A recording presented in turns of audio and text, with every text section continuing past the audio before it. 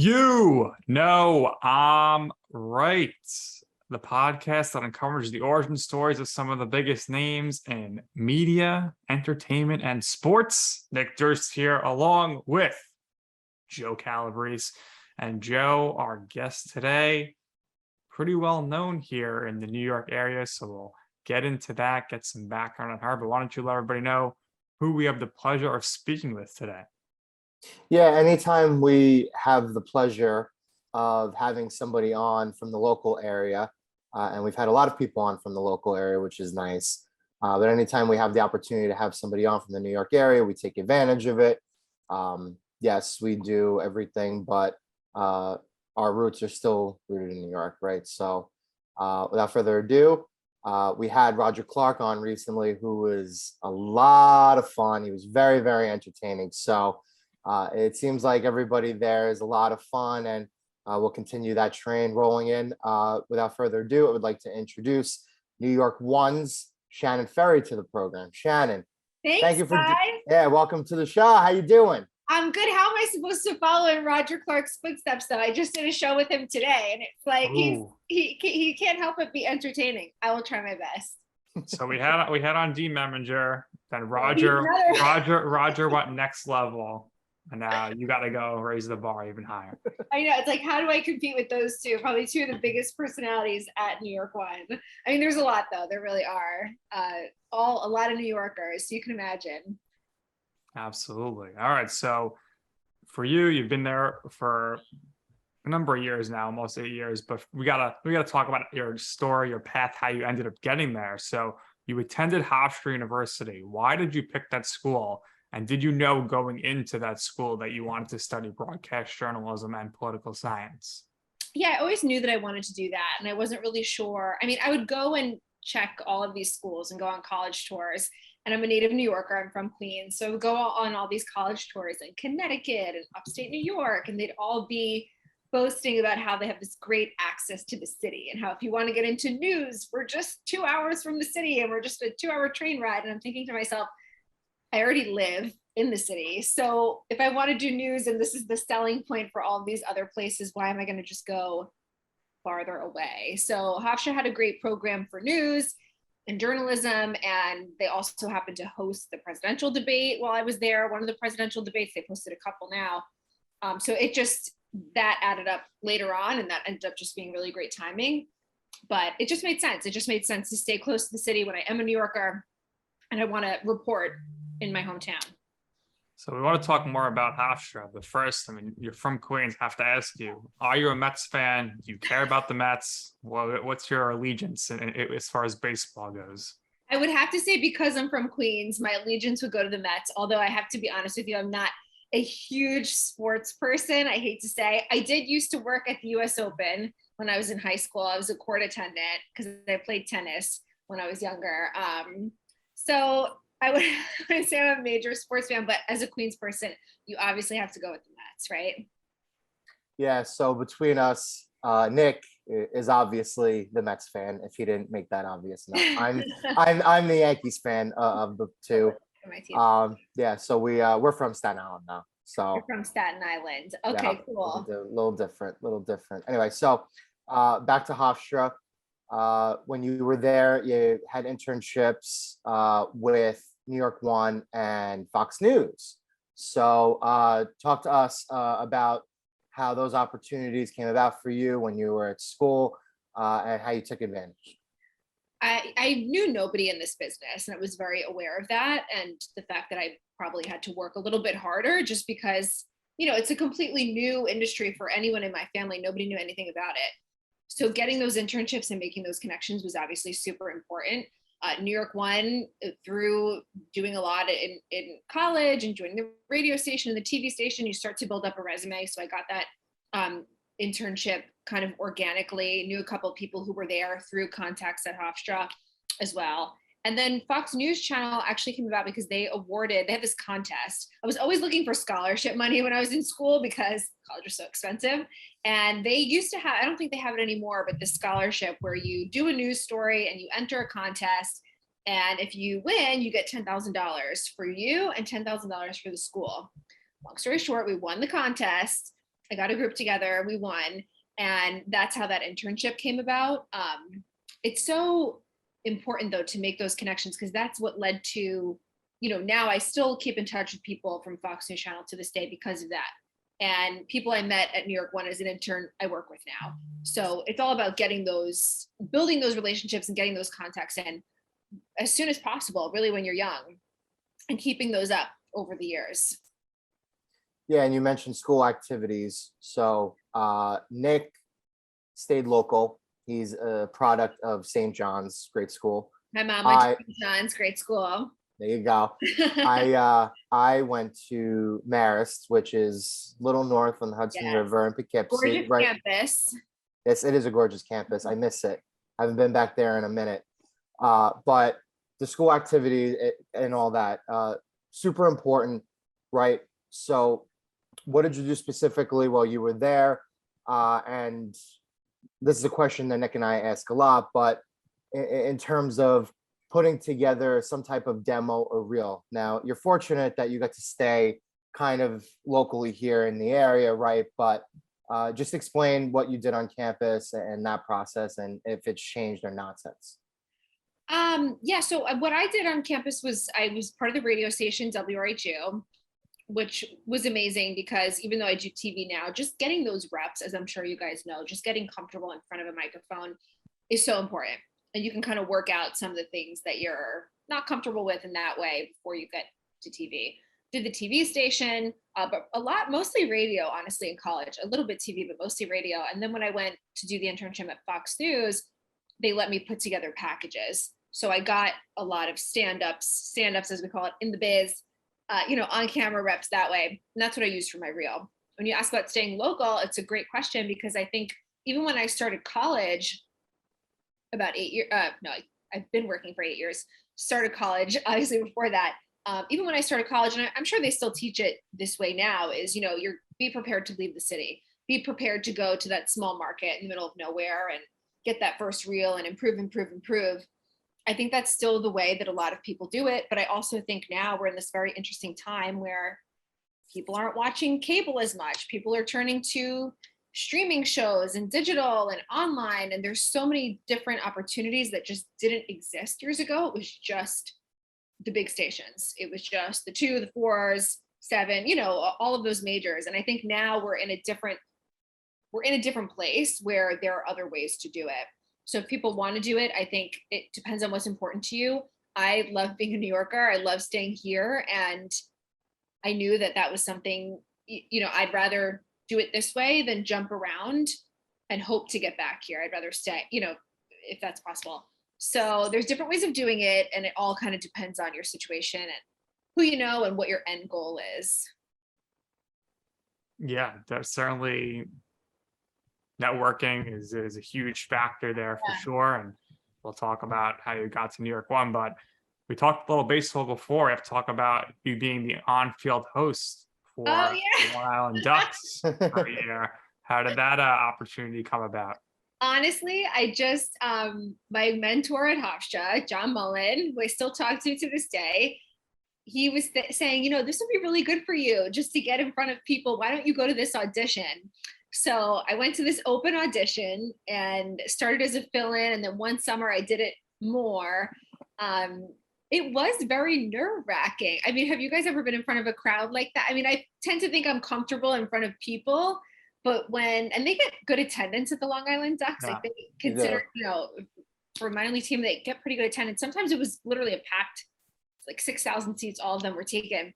So it's really just in between the innings, you're going and hosting and the promotions that they do. They're a little cheesy, but they're just fun. And it was really great. It's great to practice for thinking on your feet, because it's very similar in live TV, where when you're going to interview someone in the middle of an inning at a game, like, you have no idea what's going to come out of their mouth, and you kind of have to react to it and just go with it and kind of feel out their personality. I think news is very similar in that. So I'm sure you stood on top of the dugout with the microphone in your hand. Ever worried that you were going to fall off? Totally. I probably did. I mean, I don't even remember, but I'm sure I had a little trip here and there because there's very limited amount of time. I mean, it doesn't look like the biggest stadium, but when you're going from one end to the other, and sometimes it ends up being really quick in between. So I don't remember a fall, but if there wasn't, there were definitely close calls for sure. Absolutely. And it's crazy stuff. I used to work with the Brooklyn Cyclones. Oh, you did? Doing some honor stuff. So a lot of running around and You navigating. had the earpiece and everything, Right. and the handler. Fun stuff. It takes a So lot to put it you did together. that during college, but then you graduate and you're immediately starting with NY1. So how did that come about for you? Was that a result of your earlier internship, or was it just happenstance? Yeah, I tell this story all the time because I think it's such a good lesson that never think that you're too good for a job interview, or that, oh, well, this job isn't exactly what I want. You never know what's going to come of the interview. I did an interview for basically what you guys would know as a production assistant, right? It's a behind the scenes entry level job. And I was out of college, and of course I wanted to be on air, but I love NY1, and that was the job that was available. So I applied for it. They brought me in for an internship. I also put a link to my reel, just figuring, let me just put it in there, whatever. And she's still there to say, her name is Leah. I went in for the interview, and because it wasn't my dream job, I think I was almost more myself, just very not nervous, just, like I'm out of college, I'm ready to work.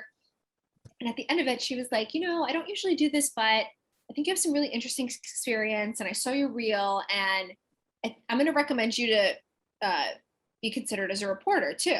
Wow. I was like, okay. And then at that point, all I could think about was that, even though I knew it wasn't definite. So I went in for another interview and a writing test, and they did hire me out of school as a freelance reporter. Granted, I was very fortunate that I'm from the city and that I could live at home, because you cannot afford to be a freelance reporter out of school, without some sort of cushion. So I recognized that I had that, and that probably wouldn't have been possible if it wasn't for being from here and being able to still live at home for a little bit. But that's how it happened. So go for it. If anyone's listening and they're like, I want to be in a field, but this is not my dream job, just go for it.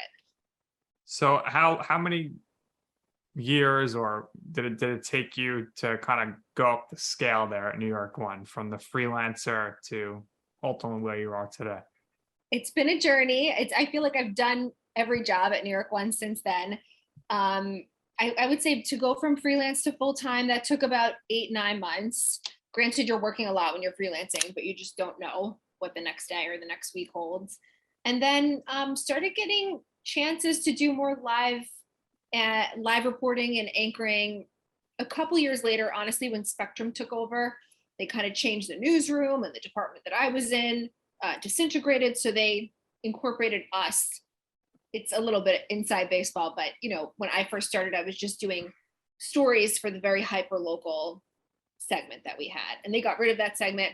So they brought us into kind of the larger newsroom, chasing the big stories, doing all of that. So that took a couple years. And then last year was when I got promoted to actually have anchor in my title. I was filling in for a long time, but that's when, so 8 years, 7 or 8 years to go from freelance reporter to anchor. So it's good shows. It shows you about NY1. People stay because it's not just a good environment, but people grow too. And I think that's been the great thing about working there, is that I've been able to grow every year. No, absolutely. You see a lot of people leave all the time. Now that you just got made into an anchor, I don't know if you're ready to leave here now yet, but is there the possibility that maybe a couple of years from now you decide to leave the nest and decide to leave New York? Or is your heart here? Has it been fortunate here for you so far? And is that just ultimately the plan? Maybe you end up going to one of the other news stations here within a couple of years. Is that ultimately the goal? It's hard to say leave New York. And that's always, I don't know, part of me, because you guys are both New Yorkers, native New Yorkers. Yes. Yeah. I don't know. It's like you always wonder, because I lived here my whole life, oh, maybe it would be nice to just try something else for once. Maybe I'm just being closed-minded. But I don't know. I just think there's something about the city that, and my parents are here, my brother's here, my grandparents are here, everybody's here. Yeah. So it's hard for me to imagine leaving. And it's always been that way. And people look at me like I'm crazy all the time. Like, don't you want to just go see the rest of the world, rest of the country? I don't know. I just feel like this is home for me. And sure, life can change and we'll, see what life brings, but I'm happy where I'm at. Yeah, there are two trains of thought. There's, if you can make it here, you can make it anywhere, Yeah. right? And you're already mostly in the process of making it here. But if you were to get a dream offer in another city or another place, what would be the city? That's a great question.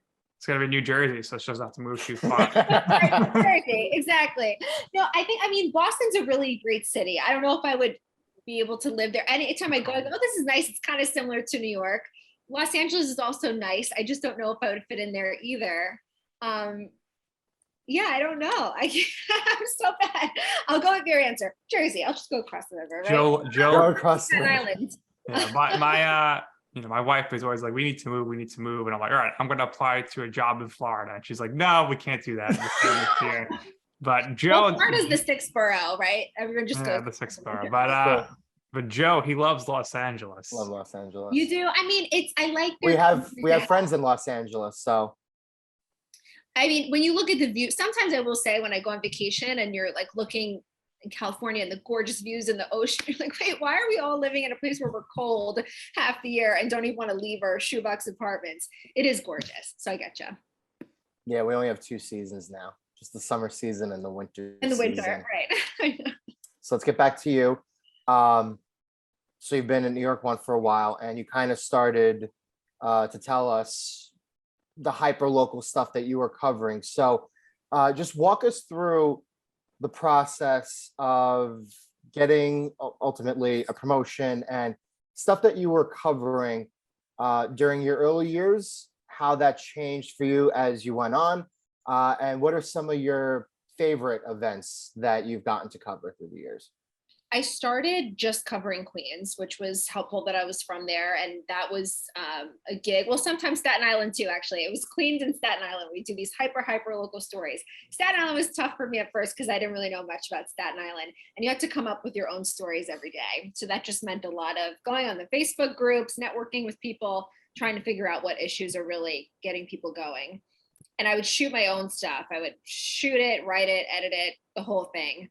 And as the role evolved, it ended up being less of that and more going out in the field, whatever's breaking that day, go report on this fire, this shooting, whatever it is. And yeah, a lot of that over the years, and then gradually filling in anchoring. So now that I'm mostly in studio, you're not exposed to the elements the way you used to be, not going out and in the snow and in the cold and all that. I mean, I still report, don't get me wrong, but it's not as often as it used to be. And now it's a lot different. I think they each have their own sets of challenges. Like in the field, you're usually getting 1 story a night or 2 stories a night, and you just focus on that and you become the expert at that fire, that shooting, whatever it is, you become the authority on that story. And with anchoring, not that reporters and people don't do this anyway, but you have to really know a lot about a little, because you can't predict what's going to happen that day, what's going to break on the air, and what you kind of have to become an expert at all day long. It's not just that one story. You're up there for hours and hours, and anything can break on your watch. So the preparation, I guess, is a lot different for different jobs. Yeah. So anyone who watches the news in the Northeast knows that if there's a snowstorm, it's all hands on deck. You're all getting called into work. Oh yeah. So tell me, what's the coldest you've been outside covering a snowstorm? There was some, I mean, every snowstorm, it's really hard because the technology, I mean, we're using usually our phones for earpieces to hear what's going back in the studio, and they can't withstand the rain and the cold either. So I forgot what year it was. I think it was when I just started, 2015 around. There was a snowstorm. It was historic snow. It was like all the way up. I remember not being able to walk through it. That's how much it was snowing. That was definitely not easy. And I was panicking because I just wanted to do well and like couldn't even walk through the snow. There was also a historically cold day on New Year's Eve, not so long ago, a couple years ago. And I always cover the ball drop every year for New Year's Eve. That was quite cold, but it's fun. So your adrenaline's pumping. You don't even care. there have been a lot of those. It's just like you can't predict. You just have to go out there. And that's what people think. Oh, TV, it must be so glamorous. It must be so fun. And it is fun. And there are so many glamorous moments, but there's also those moments where everyone's staying home and everyone's bundling up under the covers and you're out. That's what it is. And if you don't love it, you're in the wrong job. A wise man once said they call them weathermen because they don't know whether they're right or wrong. Nick, do you know who said that? That'd be a quote from me. It's my quote. Oh, look at you. They try their best, right? They always say the weather patterns change and the radar changes. So, but there's always a 50% chance of something. So always, yeah. Although yeah. Eric and John at our station, I have to say, they're really good. Absolutely. So I wanted to talk about your baseball team, the Staten Island Ferry Hawks, named after you. How disappointed were you when Gary Perone did not name you the team mascot? I still haven't been talking to Gary over it. There's been a rift since that. We just basically aren't friends anymore. Gary is actually, it was so fun meeting him. And I just think he's so smart because he's a good marketer. Like he reached out to me. And the subject line was like, Ferry at the Ferry Hawks. He's like, we need to do something with this. And that's how we ended up doing a story with him. And then he invited me to do the first pitch.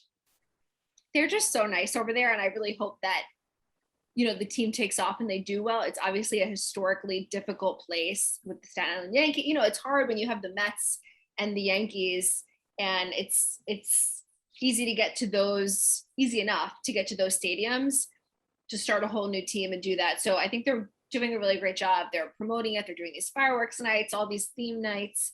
So that's fun. But yeah, the mascot thing, that definitely was a rift in the relationship. And I might just not answer their calls anymore. I don't know. They had a really great opportunity there. They did give me a jersey, which was really nice. There you go. Consolation prize. Consolation prize. And I thought maybe Kelsey Whitmore, I was going to replace her that day, but they didn't let me do that either. Put you in the lineup. So we always ask our guests this: what in your career or life is your I'm right moment? So what I mean by that is a time where you wanted to do something or pursue something. You ask somebody for advice, whether it's a boss or a phone number or whoever, a mentor. They said, you know what, Shannan, that sounds like a bad idea. I would not do that. And you said, I'm going to do it anyway. And ultimately, you will see why it is that I'm right. Literally this job, and my own dad, who is now obsessed with the fact that I'm on NY1 and talks about it all the time, told me that it was a bad idea and told me I was crazy. And actually I had friends of his that literally laughed in my face when I told them I wanted to do news. And look, I kind of get it. It's not like I was doing the morning announcements in middle school and high school.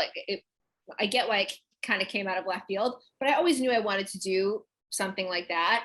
And my dad, thinking that it was ridiculous, made me want to prove him wrong in the worst way. And that's why I applied for all these scholarships. That's of course, some of it was just my own passion, but I just knew that, for paying for college was expensive and I had to contribute to that. And it wasn't like I was just going to get this easy pass to do what I wanted. My parents made it very clear that if they're going to help me get through college, that I can't just be going and having fun for 4 years and then figuring it out later. And honestly, I consider myself a pretty social person, but I feel like in college I was kind of antisocial because I just was laser focused. I didn't want to go out and risk, getting in trouble, doing something I wasn't supposed to be doing and ruin my chances of doing the news. But yeah, he was totally against it. Thought I should be an accountant, tried to think about myself in that role for a little bit and just could not get there. And here we are. So it worked out in the end. Sure it did. There's no better feeling in the world than proving your parents wrong. Come on, right? And then being so excited about it that it's like, okay, well, you said I shouldn't do this. So maybe. Fortunately, it has worked out for you so far. Nick and I continue to wish you the best. Thank you. One last point, and if you thought the ferry jokes were over, they're not. So what's your favorite Staten Island ferry?